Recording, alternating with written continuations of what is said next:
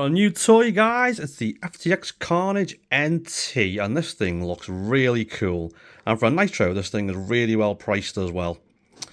So for starter, I'm going to show you around the outside of the card. Lovely bright colours, which speaks to me as I'm like a freaking magpie. And the body shell looks nice. Wheels and tyres look a little bit cheap, but look nice. Suspension seems a little bit on the soft side, even though tightened it up a little bit.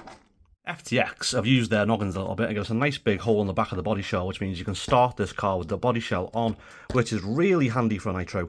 Now, underneath the body shell, it all looks really good, to be fair. Nice blue anodized chassis, nice blue anodized top deck there. You've got two 3 kilo servos. The engine looks really nice. It's a Force 18 engine, and unlike other nitros I've had in the past, there's 3 adjustment screws. You've got a high-speed screw, then around here you've got the idle screw, and then you've got a low-speed screw just down, I think it's that one there. So it could be fun to tune. The fuel tank does look pretty small, so I'm not sure what kind of runtime we'll get out of a tank, but we'll have a look later. It does actually look surprisingly tough. I mean, and it's really light as well, so it doesn't need to be particularly strong, but all this front section here with the front bumper looks really well put together. I do believe some of these parts need upgrades into aluminium, but the upgrades are super cheap. The only thing that looks a little bit on the weak side really is these turnbuckles. So if we land on the side, I can imagine they'd snap pretty easily, but we'll soon find out. Now, I was a bit worried I was going to get one of these transmitters, which is the same one that came in my son's FTX Banzai, and this thing is heavy, it's big, it's cumbersome, I don't like it, but fortunately, FTX has supplied me with this transmitter, which I assume is the same on the inside, just a nicer looking body, and it only takes 4 AA batteries, not 8. Now, if you're looking at buying one of these and you've had a look online, you'll know that this comes with two 3 kilo servos, which don't sound particularly impressive, but again, this is a very lightweight RC, so the steering is actually pretty quick, and again the engine servo seems pretty decent too, so that's happy days. Now, if you are on the market for a nitro car for the first time, there's a few things you're going to need. So you're going to need some fuel, so I've got some 20% ready mix Opti fuel here, that'll do nicely. And then you're going to need a starter kit just like this as well. So when this kind of kit costs around £20, you get a fuel bottle, you get a glow starter charger, wheel, well, that's actually a glow plug wrench, a wheel wrench, and 2 small screwdrivers to tune the engine as well. I'll put a link to both the car and the starter kit in the description, but for your nitro fuel, really you're going to need to go to a local hobby shop, because if you try and get it online, it's a lot more expensive because it costs extra money to post nitro fuel because it's flammable. So before we go and start running the engine in, I've done a couple of things. So first off, I've taken the glow plug out of the engine and dropped a very small amount of nitro fuel on there yesterday, and it should just help to lubricate the engine before we fire it up today. Second thing I did, again, the shock absorbers, I tightened them up a little bit just to give the suspension a bit more, just to make suspension a bit firmer, because it was quite soft.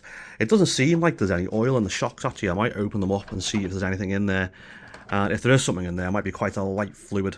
So I might upgrade those shocks or upgrade the oil or maybe the springs in the near future. Now, the other thing I've done before running this car today is the body shell, as you can see at the back, rattles around quite loose. Well, on the front it was even more loose, and you can see here the body shell drags on the shock absorbers.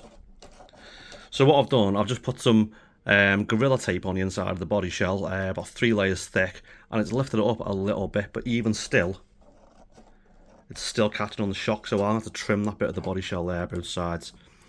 And while we're talking about trimming the body shell, this part of the body shell here is rubbing on the exhaust. That's going to melt real quick, so again, I'm going to have to trim that.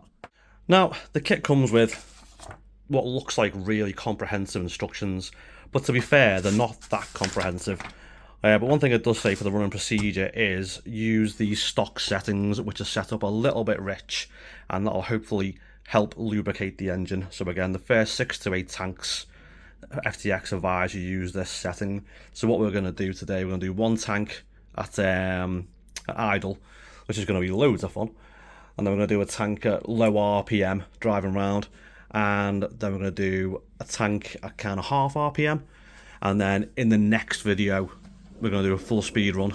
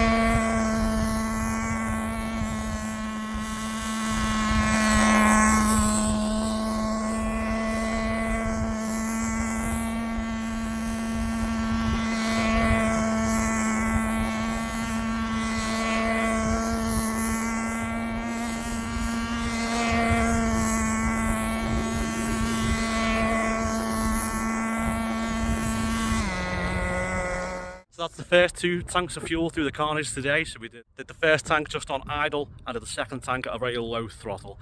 And it's done really well today. The only thing that's let me down really is the cheap glow starter, which keeps coming to pieces. But other than that, it's done really well. In the next video, I'll do the third one on the stage, which is about half throttle, and then I'll do a full throttle as well. And the video after, we're going to try jumping it as well. So if you want to see those things, guys, make sure you hit subscribe. And cheers for watching. You guys take care.